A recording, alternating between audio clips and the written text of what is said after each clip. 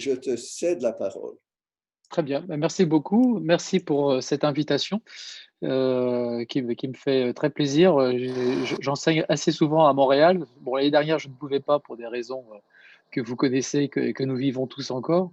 Mais néanmoins, j'aime beaucoup, pouvoir travailler avec, nos collègues de Montréal, que ça soit l'université de Montréal ou de l'UQAM. Donc, merci beaucoup pour cette invitation et donc, là, le thème que je vous propose, c'est de revenir sur la question des humanités numériques, mais en faisant un petit pas de côté, c'est-à-dire en parlant des humanités du, numérique plutôt que des humanités numériques. Alors ce que je veux dire, par là, c'est que, en gros, le numérique, souvent a été, pris comme étant, considéré comme étant un nouvel outil pour les humanités et qu'elle pouvait être, d'une certaine manière, revisitée, reconfigurée grâce au numérique, un peu comme, la Belle au bois dormant qui attendait que le numérique vienne la réveiller, de son sommeil, léthargique, séculaire et donc les humanités numériques seraient, une renaissance, des humanités et donc de ce fait-là, c'est, un nouvel outil qui reconfigure les humanités. Eh bien, mon point de vue, il est tout à fait inverse et réciproque, hein. C'est de voir en quoi les humanités offrent une tradition, épistémologique, une tradition, intellectuelle et scientifique pour, réfléchir certains problèmes posés par, le, numérique et donc l'objet à penser, c'est le numérique et la tradition mobilisée, c'est les humanités et non pas l'inverse, hein. C'est-à-dire, d'avoir, un outil qui serait le numérique pour pouvoir revisiter, une ancienne discipline, une vieille dame endormie que seraient les humanités. Donc avec ce parti pris des humanités du numérique, je vais, dans un premier temps, vous exposer ce que j'entends comme étant certains problèmes posés par le numérique et du coup, voir en quoi les humanités peuvent y contribuer et donc les humanités qui pourraient constituer une épistémologie du numérique, mais de manière générale aussi, en élargissant un petit peu le point de vue, considérer en quoi les humanités pourraient aider à penser une culture du numérique et notamment certaines des difficultés ou en tout cas aspérités ou particularités que l'on rencontre dans cette culture du numérique. Donc, parcours en 3 temps que je vais essayer donc de voir, avec vous et donc, en commençant par, ce que j'entends par humanité du, numérique. Donc comme, je l'ai dit à l'instant, on a souvent, eu comme habitude d'utiliser humanité numérique avec numérique comme épithète subjectif, hein. Ce serait les humanités qui deviendraient, numériques en quelque sorte, hein et donc le numérique comme outil qui reconfigure les questions mobilisées dans les humanités. Ce qui est un programme, intéressant en soi, hein, à la limite que je veuille faire autre chose signifie pas que je dévalue, que je déconsidère les humanités numériques, mais je considère que le mariage des humanités et des numériques en fait, est peut-être plus riche que simplement considérer le numérique comme l'épithète subjective des humanités. Parce que justement, en faire un épithète objectif, c'est-à-dire les humanités pensant le numérique, les humanités pour, se considérer le numérique comme objet, eh bien, c'est sans doute aussi, une particularité à cultiver dans ce mariage des et d'ailleurs, pour la petite histoire, ce qui m'a, amené à considérer ces humanités du numérique, c'est un peu la surprise que j'ai souvent que lorsque je discute des problèmes que je rencontre moi avec, le numérique, je me retrouve beaucoup plus en connivence, par exemple, avec les collègues, médiévistes, hein, qui travaillent sur le manuscrit, qui travaillent sur les anciennes traditions textuelles, que par exemple, les modernistes, hein, qui travaillent sur, des corpus, de contenus qui sont, après l'imprimerie et qui, d'une certaine manière, ne rencontrent pas exactement les mêmes problèmes que ceux que nous rencontrons avec, le numérique et donc que ça soit, en quelque sorte, le multimédia des manuscrits, le problème des variantes des manuscrits et cetera, font qu'on a une connivence, une proximité avec le numérique qui est souvent, en pratique plus forte qu'avec, nos collègues qui travailleraient sur des époques plus récentes et en tout cas avec des contenus qui pourraient de prime abord penser plus proches de nous puisque, avec une élaboration technique, due à l'imprimerie qui serait plus élaborée que les traditions, manuscrites, et pré-imprimerie. Donc c'est un petit peu ça qui m'a donné l'idée, qui m'a fait réfléchir sur, en quoi les humanités pourraient contribuer à penser le numérique. Alors, si je veux, caractériser, le numérique tel que ça va m'intéresser ici et les problèmes que je vais en tirer après, eh bien, l'idée, c'est que moi, je le ramène à deux propriétés essentielles. C'est premièrement la codification en tant que telle, c'est-à-dire que ce qui est nouveau avec le numérique, c'est de pouvoir rapporter les entités qu'on considère à un codage formel arbitraire. Alors, le mot qui est important, c'est arbitraire ici, c'est-à-dire qu'il n'y a pas de lien entre le code que l'on construit et l'objet qui est codé, sinon par une convention qui est arbitraire, c'est-à-dire que le binaire qu'on considère ou le codification formelle qu'on considère ne dit pas en elle-même en quoi elle code un objet, elle ne dit pas de quoi elle est le code. Pour cela, il faut une convention extérieure qui permet de décoder le contenu ou de voir comment on passe du contenu au code. Puisque, comme vous le savez, le propre du numérique, dans l'alphabet discret que l'on va considérer et mobiliser dans le cadre des outils formels, c'est constitué d'entités discrètes, c'est-à-dire séparées les unes des autres, distinguables sans ambiguïté par des moyens purement mécaniques et qui sont dépourvues de toute signification, de toute sémantique. Hein, si on prend le 0 et le 1 auquel on est habitué, eh bien, tout ce qu'on demande au 0 dans le numérique, c'est d'être différent du 1, et tout ce qu'on demande au 1, c'est d'être différent du 0. C'est-à-dire que le numérique et le discret reposent sur une hypothèse de distinguabilité entre les entités, mais n'en demande pas plus, c'est-à-dire qu'on veut et on revendique que ces entités soient totalement vides de sens.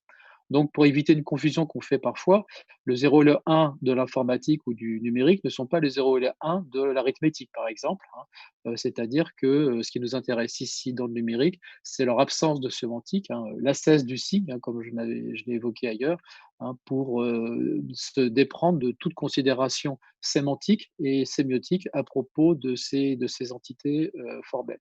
Alors évidemment, on peut se dire pourquoi est-ce qu'on veut absolument faire cette ascèse du sémantique? Bah, pour une raison très simple, c'est qu'à la fin, on veut que ça soit manipulé par des machines qui, par définition, ne peuvent se saisir que des entités formelles et non pas de leur signification. Et donc, pour que la machine puisse avoir un comportement machinal à partir de ces symboles, de ces entités formelles, eh bien, il faut que ces symboles soient asémantiques pour que simplement des considérations mécaniques puissent s'en servir. Donc cette discrétisation, cette codification, le gain que l'on veut, c'est que la manipulation de ces symboles devienne mécanique et donc machinable. Et donc le prix à payer, c'est d'en abstraire toute sémantique. Et donc ça passe par la notion de codification. Et donc, lié à cette codification, on va avoir la manipulation corrélée, c'est-à-dire qu'une fois qu'on obtient des entités formelles, on les manipule. Et donc, à partir de là, cette manipulation se fait avec des règles qui sont elles-mêmes formelles et vides de sens, c'est-à-dire qu'elles sont arbitraires hein, par rapport à la sémantique, au contenu que nous affectons à ces symboles. Encore une fois, l'intérêt est le même, c'est que ces règles de calcul étant totalement vides de sens, une machine peut s'en saisir et donc on peut lui confier le traitement de manipulation symbolique que nous ferions, nous, peut-être avec d'autres considérations sémantiques que la machine elle-même. Donc ce sont les deux propriétés un petit peu typiques hein, que je retiens du numérique, ce qui fait que le numérique ici, on le définit comme étant des signes anonymes, hein, qui sont anonymes et arbitraires. Et l'autre point, c'est que on a des signes qui vont être par ailleurs gyrovagues, c'est-à-dire qu'ils vont être indépendants du support. Tout ce que l'on demande au 0, c'est d'être différent du 1, peu importe comment il est implémenté. Donc que ça soit sur un support optique, un support magnétique, peu importe, hein, ils deviennent gyrovagues, hein, indépendants du support, sans domicile fixe, hein, dit autrement et soumis à une manipulation aveugle, hein, un peu au sens où Leibniz parlait de manipulation aveugle, hein, de symbole aveugle, c'est-à-dire le principe du formel. Donc c'est ça que je retiens du numérique en tant que tel, et donc voir les conséquences que cela peut entraîner. Alors, en pratique, ça veut dire quoi? Bah, ça veut dire que lorsqu'on va avoir quelque chose qui va être numérique ou qui est le résultat d'une numérisation, on va avoir des 0 et des 1. Je ne sais pas si vous voyez ma souris. Et ces 0 et ces 1, ils vont avoir une double coupure, c'est-à-dire une double indépendance à l'univers qui les entoure. Une coupure matérielle, c'est-à-dire que les 0 et les 1 seront indépendants de l'implémentation qui est en front. Alors, pas indépendants au sens qu'ils pourraient vivre sans, mais en tout cas qui seraient autonomes, hein. C'est-à-dire que les lois du binaire ne dépendent pas de la manière physique dont les symboles 0 et 1 sont implémentés. Et puis d'autre part, comme je l'ai évoqué, la coupure sémantique, c'est-à-dire qu'on va avoir une indépendance entre le 0 et le 1 et la manière de les lire pour les interpréter techniquement d'abord, hein, transformer ces 0 et 1 en images, en son, et puis après une interprétation sémantique pour leur associer une signification. Le point de repère ici, hein, c'est que lorsque je vais, par exemple, avoir un fichier binaire, je peux le donner à lire à un player audio, j'entendrai quelque chose, aussi improbable soit-il. Et quand je le donnerai à lire à un player vidéo, je verrai quelque chose, aussi improbable cela soit-il. Mais on obtiendra toujours quelque chose, puisque le binaire en soi ne dit pas de quoi il est le binaire et il ne prescrit pas comment il doit être relu, hein. C'est pour ça d'ailleurs que on va avoir des mobilisations qui exploitent cette propriété. Un exemple que j'aime souvent citer, c'est celui des artistes qui vont, par exemple, avec une captation sonore qu'on va avoir d'un orchestre, numériser le son en temps réel pour après le donner à lire à un player vidéo qui va projeter l'image associée, hein. Et donc, un numérique qui est produit par du son peut être relié comme une image. Et donc, ce que recherche l'artiste, c'est de projeter au même moment une image au moment même où on entend le son correspondant, alors que le processus rendra une image improbable par rapport au son, mais les voyant en même temps que ce qu'on entend, eh bien, le spectateur que nous sommes ne pourra pas faire autre chose que chercher un lien entre ces deux objets qui ont un lien arbitraire, puisque issu du codage, un codage de son versus codage d'image. Donc, c'est cet arbitraire du codage, hein, qui est fondamental dans le numérique, puisque une bonne partie de ses propriétés, de ces bonnes propriétés, celles qu'on recherche, eh bien, dépendent de cet arbitraire du codage. Alors, pour le monde des contenus qui m'intéresse quand on va parler d'humanité, eh bien, on va voir que le numérique va entraîner une reconfiguration de ce qu'on appelle contenu, hein, pour synthétiser les choses de manière un peu caricaturale. Si on considère qu'on a trois étapes dans l'histoire du document, on a la première étape qui est celle que j'appelle des médiums perceptifs, c'est-à-dire on a des contenus qui n'ont pas besoin d'appareillage technique particulier pour être lus et consultés. C'est l'objet paradigmatique qu'est le livre, par exemple, ou le manuscrit, ou tout ce qui est sur support papier, même imprimé, et cetera.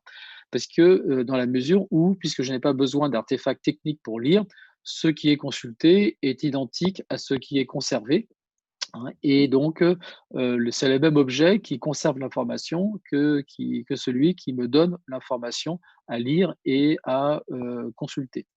Alors, la première rupture qu'on a eue dans l'histoire du documentaire, c'est l'audiovisuel, donc il y a à peu près presque 150 ans maintenant, où il a fallu décomposer la notion de conservation, enfin de permanence, de la notion de consultation, tout simplement parce on voulait consulter et conserver des documents temporels, comme des sons, des flux d'images, etc. Et comme on ne peut pas conserver du temps, on ne peut pas ranger et stocker un déroulement temporel comme tel, eh bien, pour cela, qui n'est pas un codage arbitraire, qui est un codage analogique et causal, où on a un signal magnétique. Par exemple, je vous montre ici une bande VHS, hein. On a un signal magnétique qui est un code inscrit sur un support, qui est donc un objet que je peux conserver et ranger, et qui donne par le magnétoscope eh bien, un déroulement temporel sur mon écran. Et donc, ici, on a une première étape du codage qui va permettre d'avoir une ressource permanente donnant à consulter un déroulement temporel qui n'existe que le temps de sa consultation, mais qui donne à voir et à entendre l'objet temporel qu'est le contenu. Et puis, plus récemment, donc il y a maintenant près d'un demi-siècle, on a le numérique qui permet non seulement d'avoir une distinction entre une ressource qui est codée et qui est inscrite sur un support que donc je peux conserver, mais désormais, cette ressource, elle est codée de manière arbitraire, c'est le numérique, elle est relue non pas par un dispositif mécanique dédié comme un magnétoscope ou autre chose, mais par un programme, c'est-à-dire un calcul qui va donc pouvoir exploiter non seulement l'information stockée sur le support, mais également en introduisant autant de codes de convention de lecture que j'allais dire que nécessaire, mais non, qu'on a envie de le faire, c'est-à-dire ad libitum, et également en utilisant peut-être des informations contextuelles qui ne font pas partie du stock, mais qui font partie du contexte de la consultation. Et donc, ce qui fait que désormais, avec cette configuration-là, eh bien, pour une ressource, on va pouvoir potentiellement créer autant de vues de consultation qui vont dépendre évidemment du contenu codé sur la ressource, mais aussi dépendre des conventions de lecture que l'on va adopter, et puis par ailleurs des informations contextuelles que l'on va pouvoir mobiliser. Ce qui fait que dans la configuration actuelle des pages web, par exemple, on a tous fait l'expérience qu'il est très difficile de reconsulter exactement à l'identique la même page web. Si on a eu le malheur de consulter un site de machine à laver, on va retrouver toutes les offres de machines à laver sur les pages de bibliothèque que l'on consulte et on renoue dans le numérique avec l'adage héraclitéen, on se baigne jamais deux fois dans le même fleuve et donc là, on se baigne jamais deux fois dans le même fleuve numérique, dans le même flux numérique, puisque à chaque fois, on est confronté à la variante de ce que l'on a déjà consulté, on est confronté à une modification, une altération de ce qu'on a déjà consulté. Avec une question du coup assez simple, qui est de savoir, du coup, quel est le statut de ces différentes reconstitutions les unes par rapport aux autres, c'est-à-dire entre, par exemple, telle vue et telle autre. Est-ce qu'il y en a une qui est plus fidèle que l'autre? Est-ce qu'il y en a une qui sert de référence, et cetera? Bref, un problème qu'on le reverra tout à l'heure, qui renvoie, qui fleure bon à la philologie classique.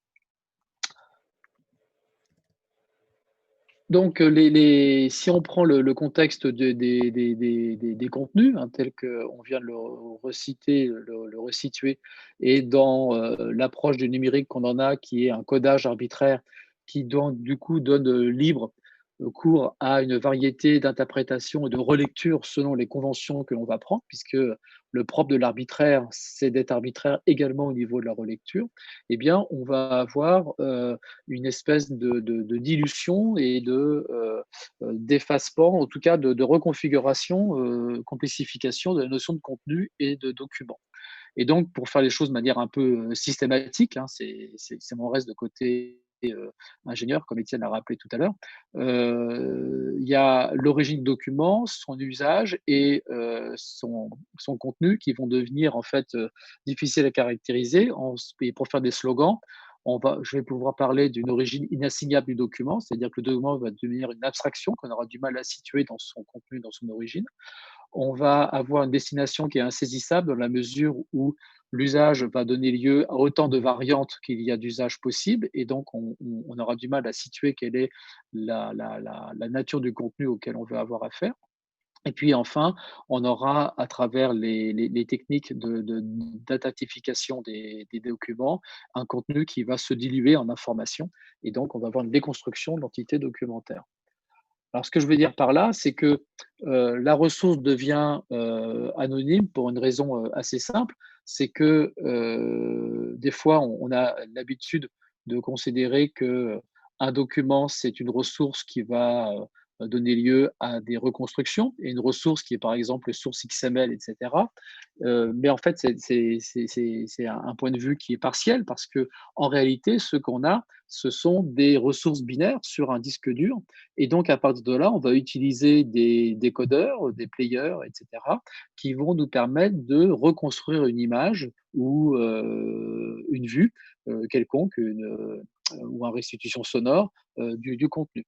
Et donc, la question qui se pose, c'est quelle est la médiation qui existe entre ce que je vois et le binaire d'origine?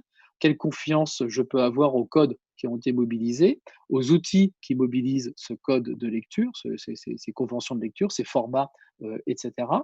Et comment je vais pouvoir identifier et comparer les différentes vues possibles que je peux reconstruire à partir de cette ressource. Et la difficulté, c'est que cette ressource, elle est anonyme, c'est des 0 et des 1, Et dès lors que je vais vouloir l'inspecter, l'étudier, et cetera, je vais devoir utiliser, eh bien, l'une de ces vues, c'est-à-dire un outil qui me permet d'accéder à la ressource. Et donc, que ça soit le programmeur, que ça soit celui qui consulte la ressource, et cetera, on est tous confrontés à des interfaces qui nous donnent accès à la ressource manipulée sur le 0 et le 1. Et donc, ces 0 et 1 qui sont stockés dans nos disques durs, eh bien, ils ont presque un statut quasi nouménal à la Kant, c'est-à-dire qu'ils se manifestent à travers la phénoménalité rendue par nos outils, par nos interfaces, etc. Et donc, le programmeur est celui peut-être qui a le point de vue le plus complet sur le contenu, mais lui aussi, il est comme nous, lorsqu'il a un comportement inattendu, eh bien, il doit en repasser par ces interfaces de débugage, de décodage, d'inspection de code pour pouvoir corriger éventuellement les erreurs. Et donc, il en est un travail d'enquête pour pouvoir contrôler ce qui se passe en guise de ressources par rapport aux vues qu'il peut consulter et qu'il veut éventuellement corriger. Donc, on a cette difficulté, enfin pas difficulté, mais des caractéristiques hein, du numérique, c'est qu'on a affaire à une ressource hein, qui est inassignable en tant que telle et qu'on peut assigner à travers une vue qui, par définition, est une vue, c'est-à-dire qu'elle est partielle et contingente aux outils qu'on mobilise. Simplement, il y a des outils qui sont plus génériques que d'autres, qui sont plus directs, qui permettent de se contrôler les uns les autres, etc. Donc ça veut dire qu'on retrouve en fait, une vue qui est assez, classique, c'est-à-dire qu'on va avoir une ressource qui est anonyme et donc les différentes vues qu'on peut en avoir, eh bien ça va nous permettre de caractériser en fait, un objet idéal, c'est-à-dire ce qu'on peut comprendre de, la ressource que l'on a, utilisée et donc reconstruire en fait, un archétype quasiment au sens philologique du terme, c'est-à-dire l'hypothèse de lecture et de compréhension que l'on a de la ressource et également l'origine supposée que l'on a de ces différentes vues, c'est-à-dire la ressource telle qu'elle a été mobilisée pour construire ces différents documents, ces différentes vues. Donc là, vous m'avez arrivé avec mes gros sabots, c'est-à-dire que avec cette conception-là, on voit qu'il y a une proximité assez forte entre une situation numérique informatique restituée par rapport à une ressource binaire et les vues qu'on en a, avec une généalogie documentaire où on a une origine qui est plus ou moins perdue et différentes variantes documentaires qui doivent donner lieu à la reconstruction d'un texte qui devient une hypothèse, qui devient un archétype, c'est-à-dire un idéal à partir qui rend compte de différentes variantes que l'on a sous la main de manière empirique. Donc ça veut dire qu'en fait, on se retrouve avec cette lecture-là dans un contexte très très proche, voire familier, à nos collègues qui travaillent sur le manuscrit, puisque par définition, ils ont affaire à des variantes qui sont des manuscrits d'œuvres qui ont été conservées, l'œuvre originale ayant été perdue. Et donc, ce qu'ils ont à faire, c'est à partir de ces différentes variantes, ces différentes leçons au sens philologique du terme, c'est-à-dire des lectures, eh bien, pouvoir reconstruire un exemplaire de référence, un archétype qui donne lieu en fait à la meilleure hypothèse que l'on peut avoir à un moment donné de l'investigation, qui rend compte de ces différentes vues documentaires, de ces variantes que l'on a conservées. Le 2e problème que je vois ici, c'est, la destination inassignable, c'est-à-dire les, différents usages qui vont créer des variantes sur le contenu. C'est-à-dire, un petit peu ce que j'évoquais tout à l'heure, dès l'instant qu'on a un code qui permet de relire la ressource, eh bien, on peut introduire des variations et donc ça, c'est pas qu'une vue de l'esprit, c'est des choses qu'on constate évidemment, au quotidien. Alors là, j'ai un exemple qui vient de mon passé professionnel où j'ai travaillé à l'Institut national de l'audiovisuel en France, qui est en charge du dépôt légal et qui capte des images 24 heures sur 24 pour la conservation du dépôt légal. Et un exercice intéressant, c'est de comparer les images captées avec celles qui sont déjà conservées au patrimoine audiovisuel. Et donc, alors il y a un logiciel hein, qui a été fait qui permet de signer les images. Et donc, une image qui arrive est signée et comparée à la signature des images stockées. Et donc, on voit en fait quelles sont les images qui se ressemblent. Et la question qui se pose, c'est de savoir si, eh bien, s'il s'agit d'un plagiat, d'une copie, d'un emprunt ou deux images qui se ressemblent mais qui sont d'origine différente. Donc là, ici, vous voyez une première séquence. Voilà, hop, non. je vais aller trop vite. Dans la première séquence, donc là, vous connaissez Charles de Gaulle et là, vous voyez, c'est des images qui se ressemblent quand même beaucoup avec, celle de droite pour moi à l'écran, qui, est la plus claire, et qui a des logos qui sont rajoutés et puis, à gauche, vous avez une image un petit peu plus sombre mais qui est absente de logo. Donc, la question qui se pose, par exemple, si vous êtes archiviste et vous vous retrouvez dans quelques centaines d'années à devoir examiner ces images, vous avez ces 2 images, là, vous vous posez la question, qui est la copie de qui? Est-ce que ce sont 2 variantes d'un même objet? Est-ce que la une est la copie de l'autre ou c'est 2 variantes d'une origine qu'on a perdue? Et cetera. Et donc, évidemment, ça après, vous allez faire des enquêtes et donc des éléments d'enquête, c'est de dire, bah, une image, en général, les logos sont surajoutés lors des rediffusions, donc on peut imaginer que celle de droite, c'est un réemploi et en particulier, l'INA étant l'héritier d'un monopole de la télévision en France, eh bien, il se trouve que si elle a déjà une image, ce qui est le cas, celle de gauche, eh bien, il est fort probable que ce soit l'origine, l'original, dont l'autre est une reprise et, et une copie. Et donc là, vous Hem, avez un raisonnement. Oui, je vous en prie. oui, excuse-moi, on peut pas faire la même chose un peu avec, les blockchains, en fait? En ayant, une signature temporelle Alors, qui continue?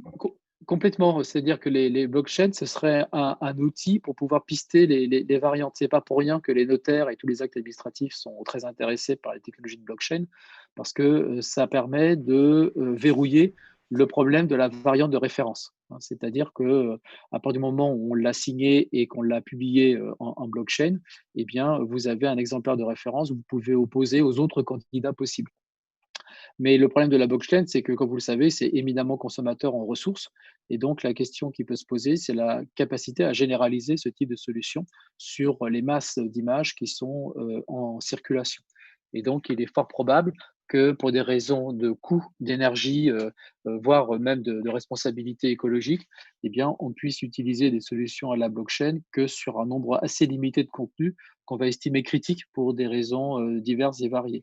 Et donc, il n'est pas évident que le problème de la variation documentaire dans le domaine culturel puisse être réglé par les blockchains, pas pour des raisons de principe, mais pour des raisons d'implémentation pratique et de coûts associés. Mais ce que vous dites est très juste, hein, la blockchain est une solution à ce type de problème. Alors, j'ai d'autres exemples parce qu'ils sont un petit peu rigolos, enfin je crois. Là, vous avez des images qui ressemblent beaucoup, mais dont on a changé le fond d'écran, vous voyez? Hein, donc là, c'est une copie qui alors je vous donne la réponse tout de suite, hein, c'est celle de droite qui est la copie de celle de gauche, puisque celle de gauche, c'est l'original détenu par l'INA. Et donc là, vous voyez que le réemploi a permis de modifier assez profondément l'image et donc si vous vous retrouvez, dans 500 ans à devoir le faire, eh bien, si vous n'avez pas eu une signature à la blockchain, eh bien, vous n'avez pas la capacité directe, à part un travail d'enquête assez approfondi pour savoir qui est l'origine de qui.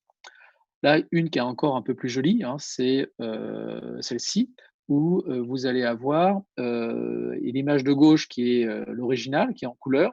La reprise est en noir et blanc parce que c'est bien connu, une image d'archive, il faut que ça soit pourri en noir et blanc et donc si, vous la montrez en couleur, c'est pas crédible que ça soit une archive. Donc là, vous vous retrouvez un peu plus tard et vous vous dites: «Mais en fait, qui est l'origine de qui?»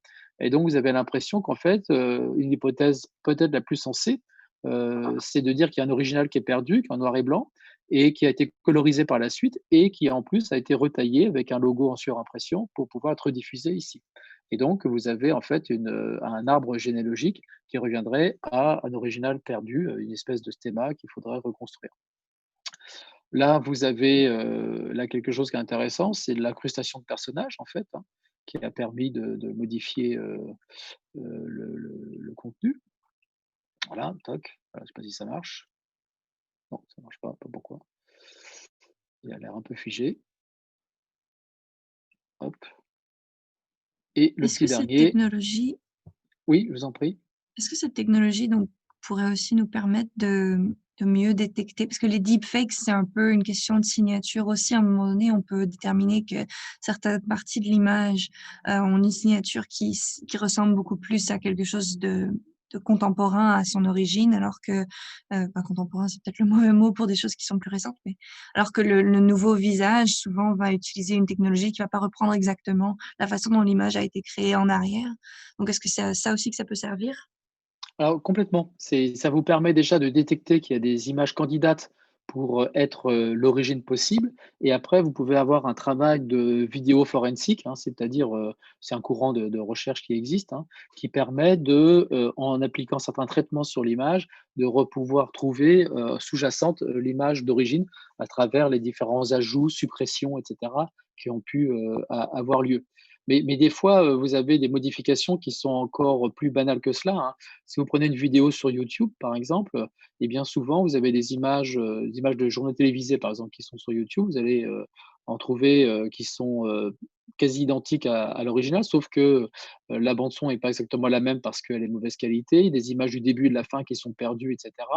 Et ce qu'on a constaté, nous, dans les usages à l'INA, au titre du dépôt légal, c'est que les chercheurs qui veulent travailler sur des fonds audiovisuels, eh bien, ils n'utilisent plus l'INA pour accéder à l'image, parce qu'ils y accèdent par d'autres moyens, notamment par exemple YouTube.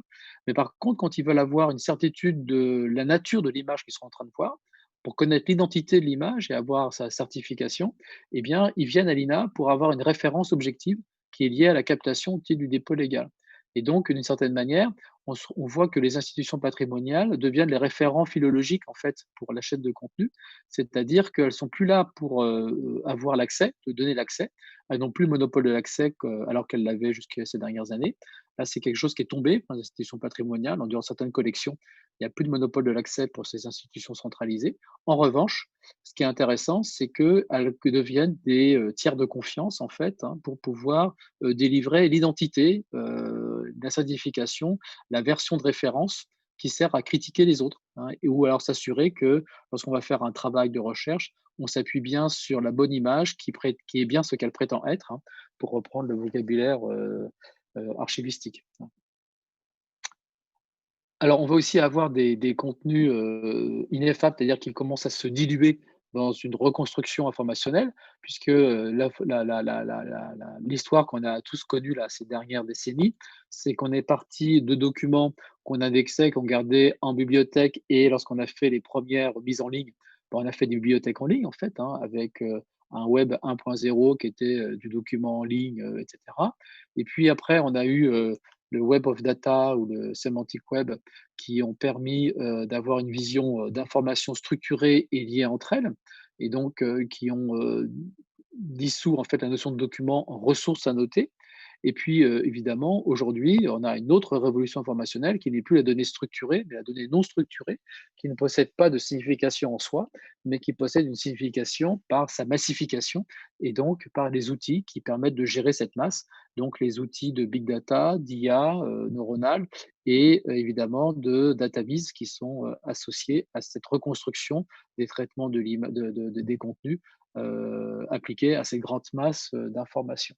Et donc la structuration en fait informationnelle a tendance à déconstruire l'unité documentaire pour diluer d'une part en informations structurées, donc les triplets RDF du Semantic Web, mais également les données élémentaires qu'on manipule dans les big data, qui n'ont pas forcément de sémantique ni bien définie ni stable, mais qui sont reconsidérées à travers la masse qu'elles constituent ensemble. Et donc toute cette déconstruction se fait précisément par cette logique de codification que l'on a, puisque le document peut être déconstruit en code arbitraire que l'on peut combiner en information et donc que l'on peut après manipuler selon les règles qu'on s'est données. Donc, tout cela, ça nous donne un petit horizon problématique concernant le document, et donc ça pose des questions sur l'origine, la variante, la nature des contenus, et de se dire eh bien quels sont les moyens que l'on peut mobiliser pour traiter ces problèmes. Et ces problèmes qui me paraissent intrinsèques au numérique, puisque c'est en fait le revers des bonnes propriétés du numérique. Le numérique est variable, on l'utilise pour ça, bah, du coup il engendre de la variabilité dans nos contenus. Le numérique permet un codage arbitraire, et bien du coup, ça permet d'avoir un codage arbitraire de l'information dans les documents, et ainsi de suite. Donc, c'est les conséquences des bonnes propriétés qu'on a voulu conférer au numérique par rapport à un usage mécanique, et donc il se retourne d'une certaine manière en posant de nouvelles difficultés par rapport à notre gestion de documents. Et c'est là où c'est intéressant, c'est que ces nouvelles difficultés ne sont pas si nouvelles que cela. et renvoie en fait à un horizon épistémologique qui est classique en partie et qui peut être en fait des ressources à mobiliser pour penser ces nouveaux problèmes suscités par la mobilisation du numérique. Alors, les quelques chantiers qu'on peut envisager, eh bien là, vous m'avez entendu l'évoquer à l'instant, c'est en reprenant les termes classiques, c'est se mettre en mesure de construire une philologie du numérique, une diplomatique du numérique, hein. Luciana Duranti, par exemple, à Vancouver, a beaucoup milité pour cela, par exemple, hein.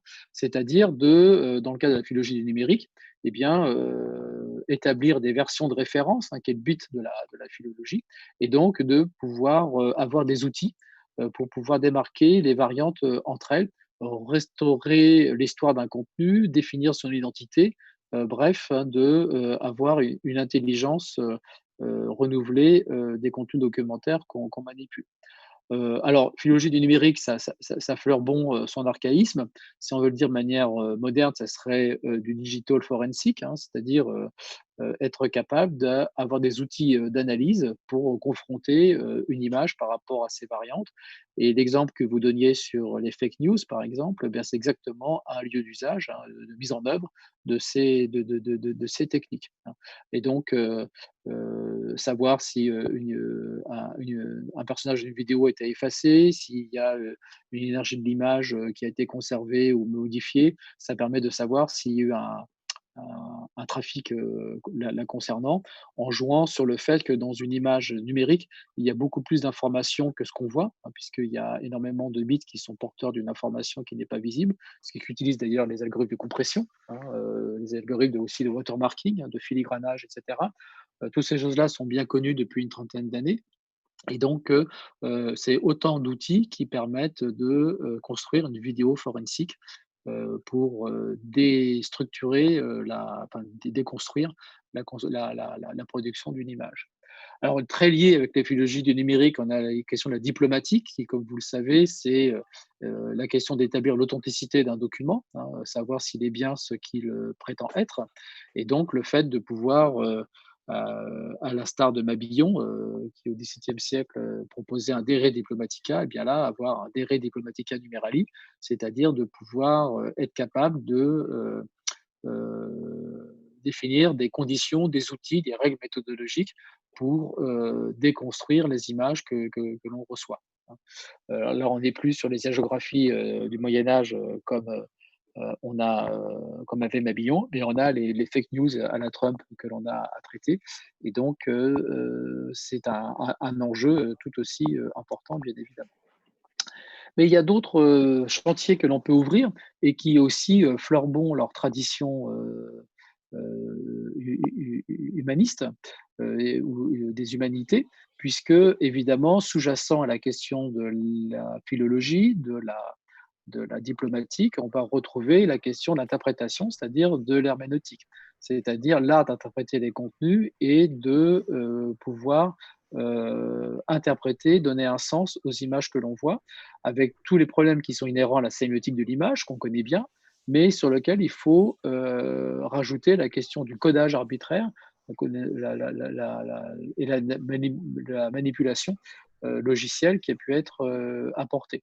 Et donc de pouvoir associer les différents lieux de l'herméneutique pour pouvoir exhiber les sens cachés, les sens masqués, les sens transformés d'une image.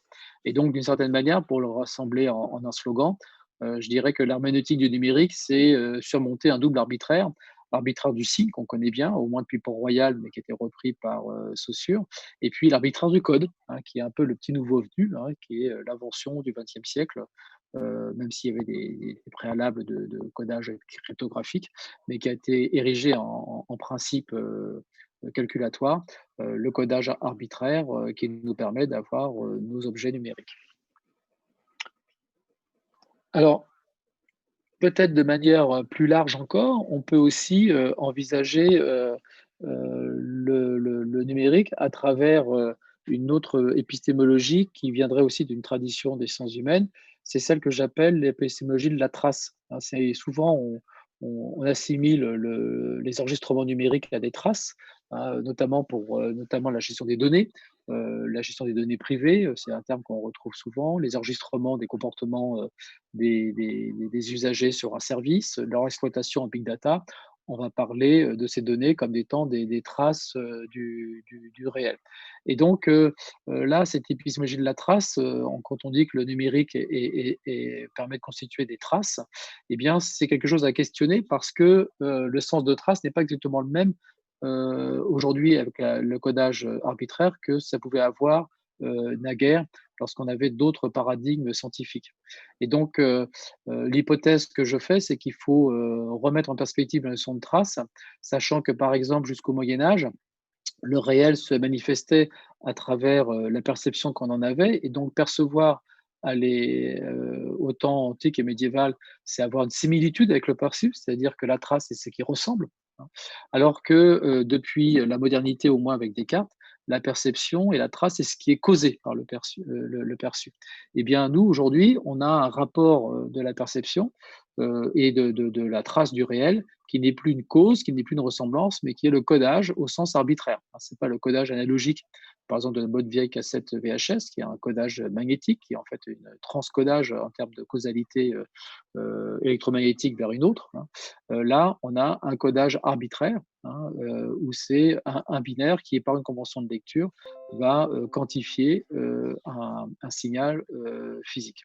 Et donc, cette épistémologie de la trace, c'est remettre en perspective ce qu'on appelle trace, qu'on appelle données issues du réel, par rapport à cet arbitraire du codage qui n'a pas grand-chose à voir avec les paradigmes de la trace qu'on avait jusqu'à présent, le paradigme indiciaire, par exemple, qu'on pouvait avoir, ou qui sont fondés sur un rapport au réel qui est différent.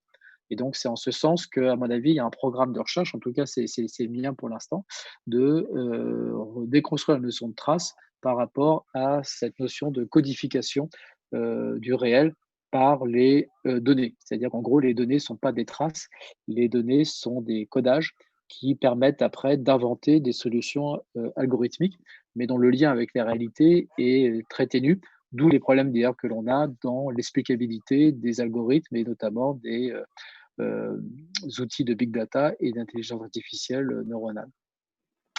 Et puis le dernier, je crois, si je ne me trompe pas, ah non, j'ai encore, voilà, les deux derniers, c'est encore une ouverture plus importante encore, c'est la tradition des humanités sur les arts du récit, tels qu'on peut les mobiliser sur certains traits de la culture numérique et des usages que l'on fait du numérique. Comme je l'ai dit à l'instant, lorsqu'on fait des traces, qui sont des données, qui sont codées, eh bien, on les met en œuvre dans des algorithmes dont le sens nous est souvent masqué. On l'a souvent dit dans les algorithmes d'intelligence artificielle, mais pas que, hein. Lorsqu'on a un système un peu complexe, il y a un phénomène de boîte noire qui s'installe, et donc on a une explicabilité qui ne vient plus du processus calculatoire que l'on a mobilisé. Et donc cette explicabilité, elle vient d'ailleurs, et elle vient souvent d'un storytelling que l'on fait pour pouvoir raconter en quoi les résultats que l'on montre procèdent bien des données qu'on a mobilisées, en court-circuitant en quelque sorte le processus calculatoire et opératoire qu'on a mobilisé. Donc ça, c'est quelque chose que j'ai constaté à travers une doctorante que j'ai eu le plaisir d'encadrer, Églantine Schmidt, qui travaillait dans une société d'intelligence artificielle de text mining. Et ce qui est très frappant dans l'activité qu'elle décrit, c'est que toute une partie de la relation aux données métiers du client passe par un storytelling a posteriori qui permet de rendre compte de le traitement qui a été fait par les algorithmes, qui souvent sont un résultat d'approximation et d'ajustement, de micro-ajustements faits par les programmeurs, qui en fait sont un peu des artisans ultra spécialisés, hein, des espèces de joailliers de la donnée qui vont optimiser en modifiant certains aspects de leurs algorithmes pour rendre efficient le traitement qu'ils appliquent à ces données textuelles en l'occurrence. Et donc ce storytelling, il est là pour restaurer l'intelligibilité hein, de ces données que on ne peut pas reconstruire à partir du processus calculatoire. Or, évidemment, qui dit storytelling dit récit, et les arts du récit, c'est quelque chose qui est bien travaillé dans le domaine des humanités, puisque c'est, comme dirait Ricoeur, la synthèse de l'hétérogène, c'est-à-dire ce qui permet de rassembler en un tout cohérent, intelligible, des éléments qui sont épars, qui seraient explosés, alors soit dans les récits de la mémoire, hein, mais ici, pour nous, ça serait la réalité qui sera explosée dans les données arbitraires qu'on a collectées à partir de nos outils de captation et de codage.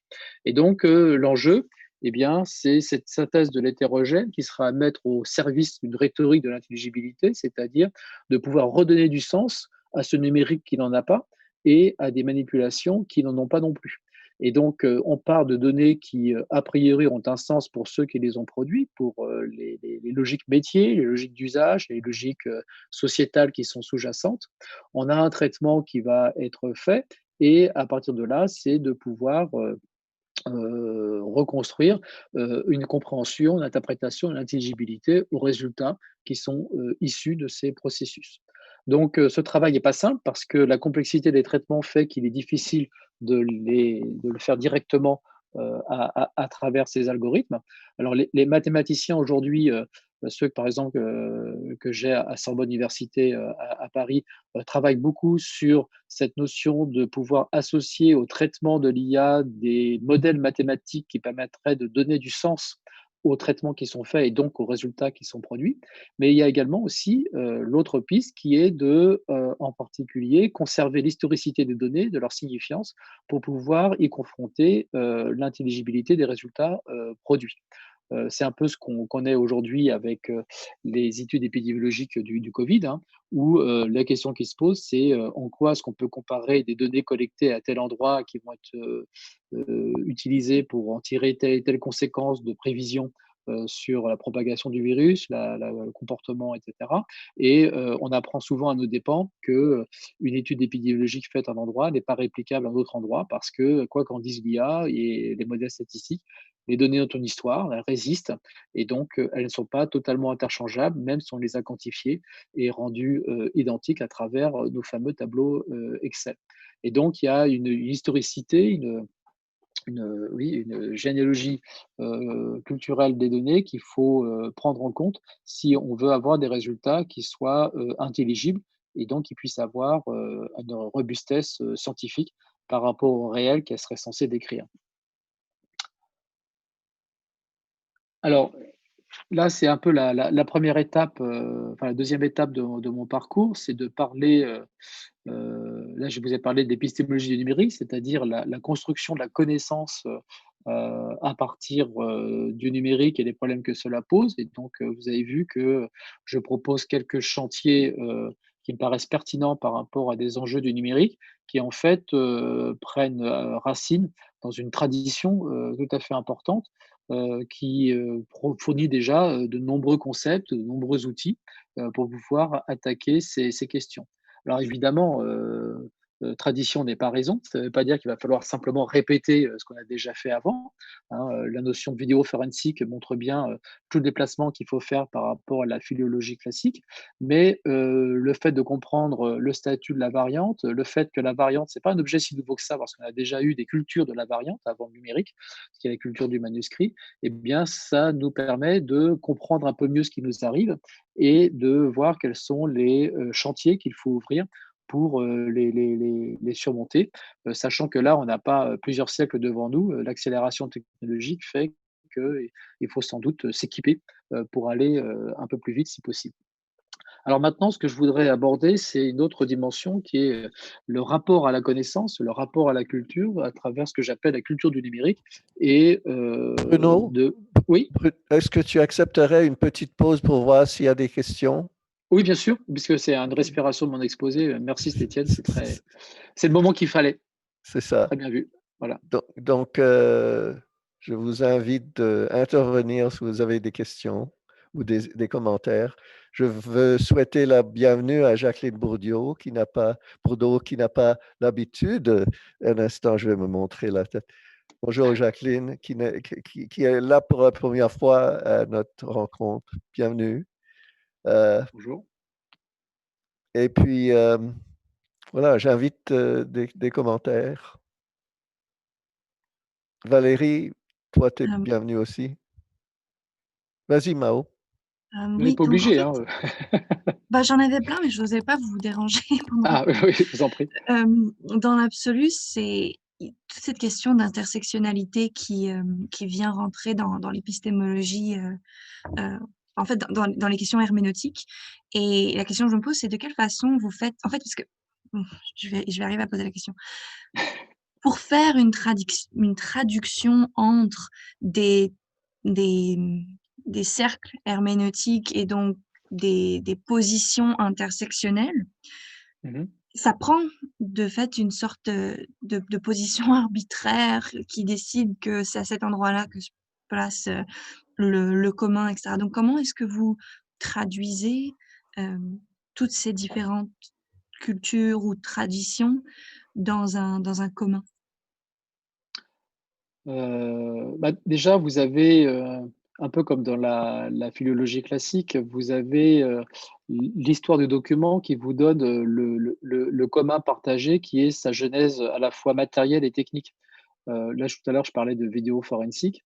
Vous allez avoir en fait la reconstitution de ce qui peut lui être arrivé pour être produit dans cet état-là et donc une certaine traçabilité qui est liée à ces contextes techniques et du coup socio-techniques derrière, selon les lieux où il a été transformé, par où il a circulé, etc.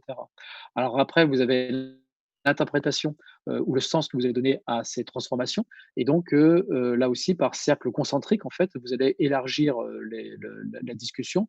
Et un peu comme l'herméneutique, vous allez devoir mettre en avant vos interprétants pour pouvoir justement justifier les résultats que vous tirez de ces interprétants. Et encore une fois, l'intersectionnalité, c'est pas vraiment un commun, c'est plutôt un horizon commun. Je reprends un peu l'effet d'horizon de Gadamer, hein, c'est-à-dire le fait de dire que on n'a pas forcément les mêmes attendus et les mêmes visions et interprétations d'un contenu, mais l'idée, c'est de les rendre commensurables au sens où elles deviennent discutables en commun. Hein. Et le commun ici, c'est pas forcément un consensus qui serait le plus petit commun multiple ou le plus grand commun diviseur de toutes nos interprétations. Donc, c'est pas un commun au sens intersection, c'est commun au sens d'horizon partagé qui permet de projeter sur un horizon de discussion ces différents éléments. Moi, j'ai une vision de l'herméneutique, si vous voulez, qui est plus une herméneutique critique, c'est-à-dire de rendre possible la discussion qu'une herméneutique qui serait par intersection de ce sur quoi on est d'accord. Je pense que le dissensus critique est souvent plus productif que le consensus intersectionnel dans la mesure où parfois il peut être vide et donc ça interdit la discussion par la suite. Je ne sais pas si ça répond à votre question, mais du coup je vous ai Merci. perdu. Non, ça D'accord. répond à la question. D'autres questions? Sinon, on passe à la prochaine tranche. D'accord. Ah ben allons-y alors. Attendez, j'ai perdu ma flèche. Elle est où? Elle est là.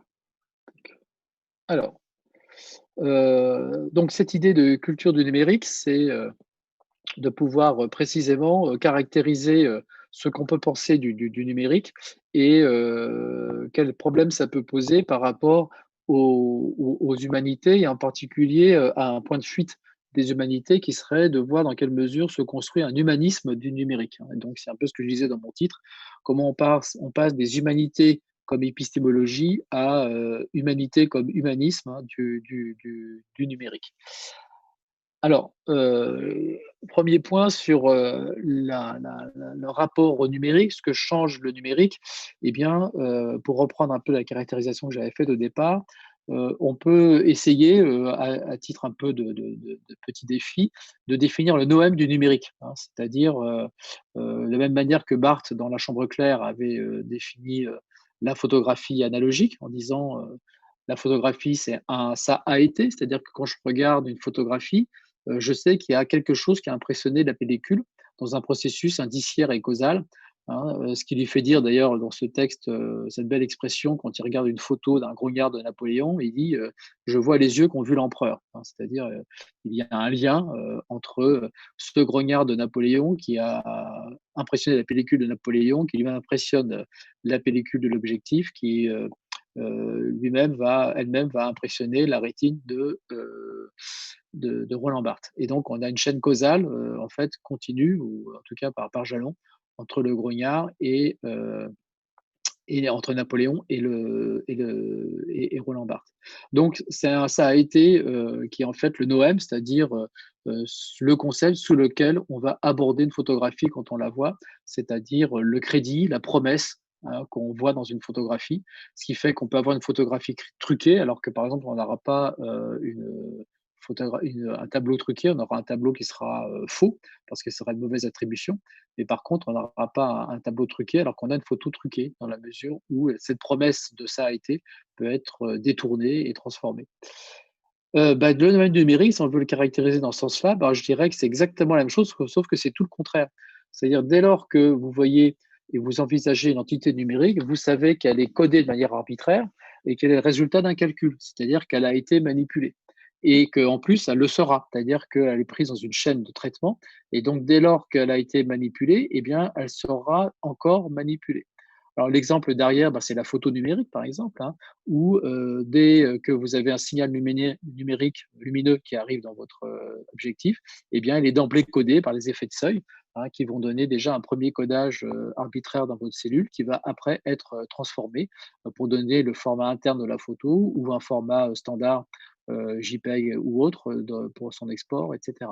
Et donc, l'intérêt du numérique ici, et ce qui caractérise, c'est que le numérique est toujours le résultat d'une transformation, et toujours le résultat d'un ça a été déjà là, mais qui a un rapport arbitraire avec lui et qui dépend d'un lien conventionnel avec lui. Et donc, le ça a été manipulé, c'est à comprendre comme ça a été manipulé de manière arbitraire, c'est-à-dire selon une convention de calcul qui a été adoptée et qui aurait pu être autre, et qui ne permet pas d'avoir un lien analogique qui permette de reconstituer la nature originale du signal physique, par exemple.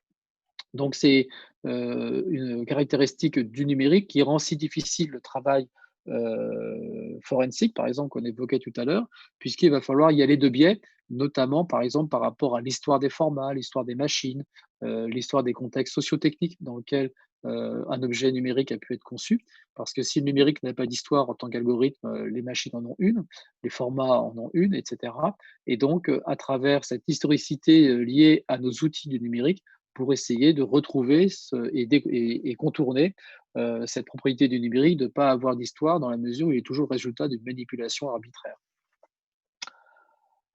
Alors, l'autre point associé à ces cultures du numérique, c'est que le numérique est également un outil de la grammatisation, hein, c'est-à-dire ce que j'appelle grammatisation, c'est le fait de rendre manipulable un système d'expression et qui permet en retour de modifier ce dont il est l'expression. Alors, par exemple, ça veut dire que l'écriture, on a pu les qualifier comme étant une grammatisation de la parole, parce que dès lors que l'on écrit, on ne parle plus de la même manière et on a des outils supplémentaires pour décrire la parole, par exemple faire la grammaire d'une langue, etc. Et donc, la grammatisation, c'est une succession d'histoires techniques qui permet de plus en plus de pouvoir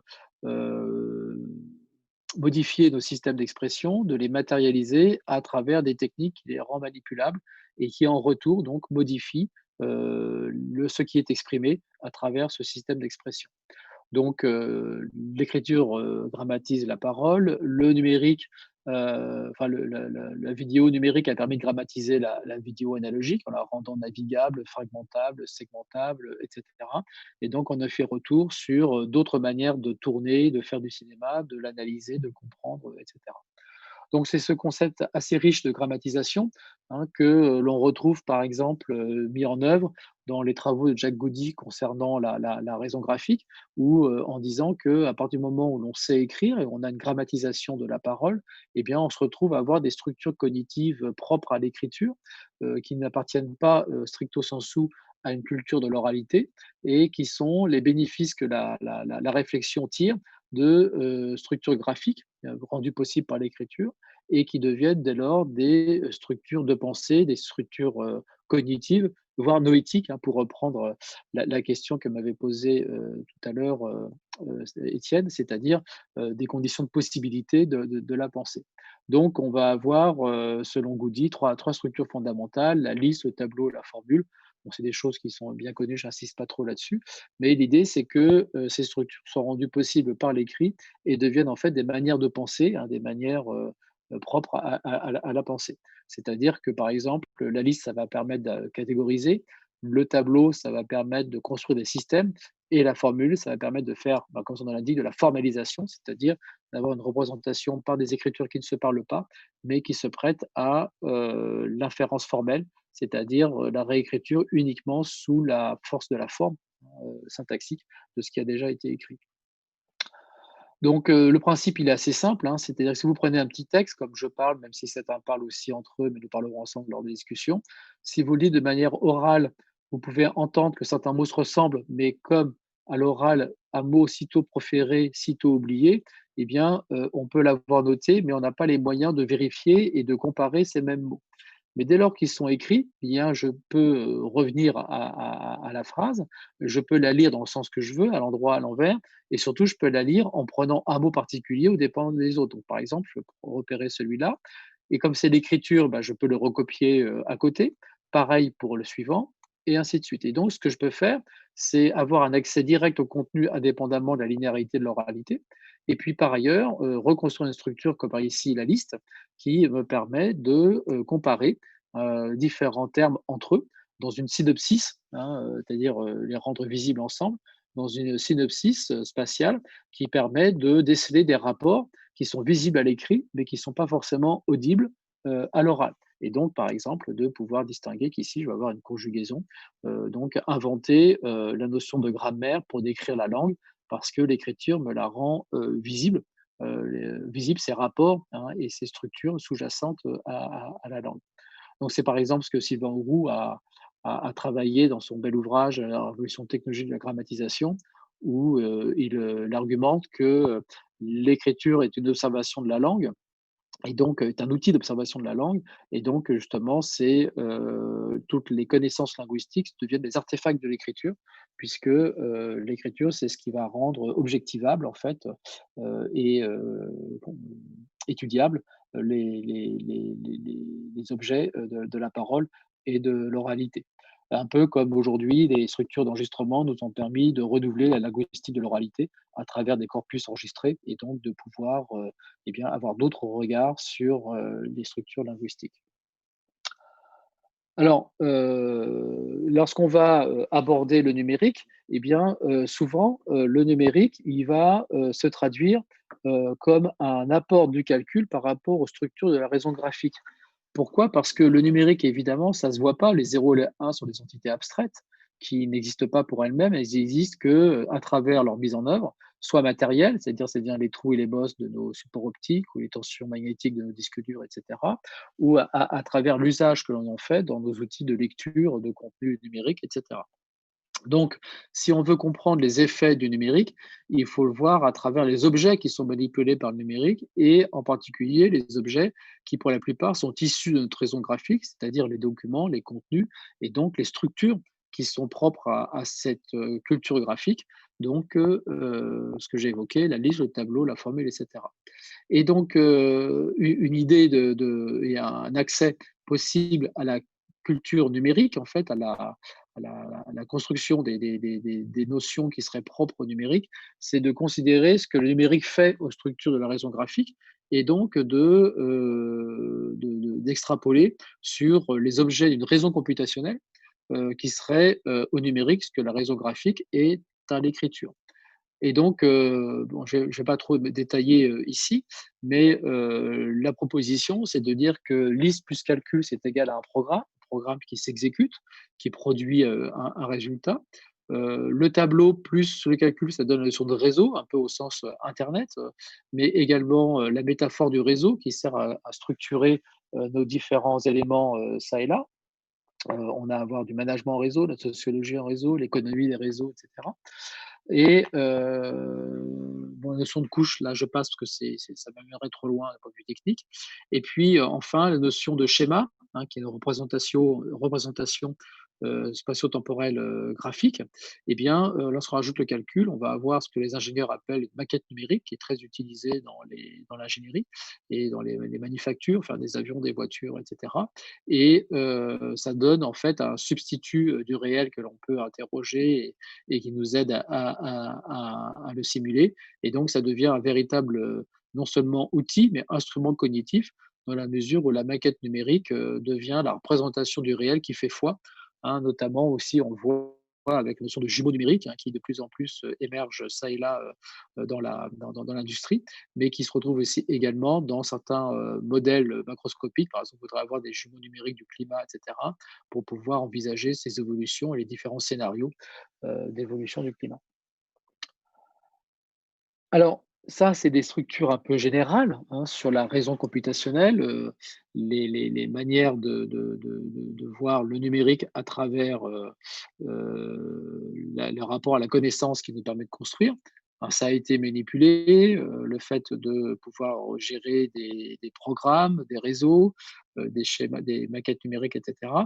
Mais de manière aussi plus concrète, on a également un rapport au contenu qui est modifié par les outils numériques qu'on a mis en place. Donc c'est un rapport peut-être moins fondamental à la phénoménologie du numérique qui serait associée à cette raison computationnelle, mais de prendre en compte, par exemple, certains usages du numérique pour voir ce que ça va faire sur notre évolution et notre comportement vis-à-vis de la connaissance, de nos pratiques sociales, culturelles, au travail.